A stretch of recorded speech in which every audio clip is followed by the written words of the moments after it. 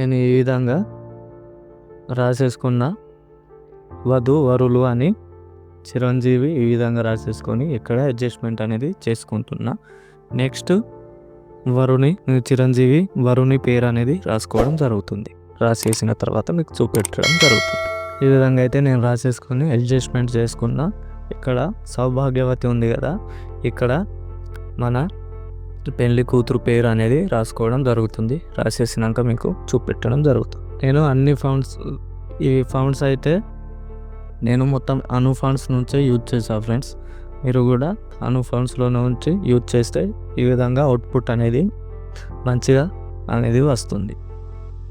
Next matter రాసి మనం వివరించుకుందాం. ఆ తర్వాత అయితే పెళ్లి కూతురు తల్లి పేరు మరియు తండ్రి పేరు రాసుకోవడం జరిగింది.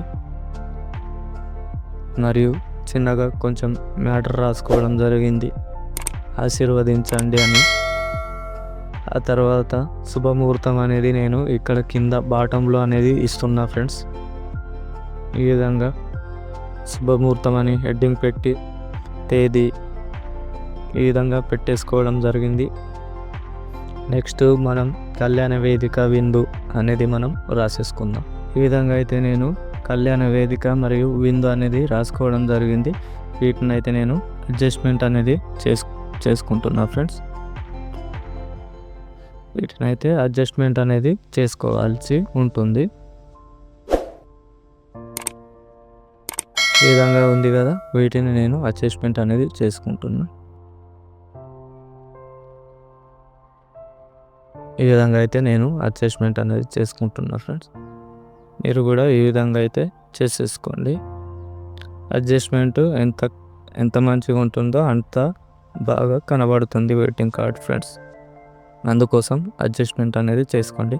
ఆ తర్వాత నేను పిఎన్జీస్ ఇంపుట్ చేసి మీకు చూపెడతా. ఈ విధంగా అయితే నేను పిఎన్జీస్ ఇంపుట్ చేసుకొని ఈ విధంగా నేనైతే అడ్జస్ట్మెంట్ అనేది చేసుకున్నా. ఇవన్నీ మీకు డిస్క్రిప్షన్ బాక్స్లో ప్రొవైడ్ చేయడం జరుగుతుంది. ఈ వీడియో మీకు నచ్చినట్లయితే లైక్ చేసి సబ్స్క్రైబ్ చేయడం మర్చిపోకండి.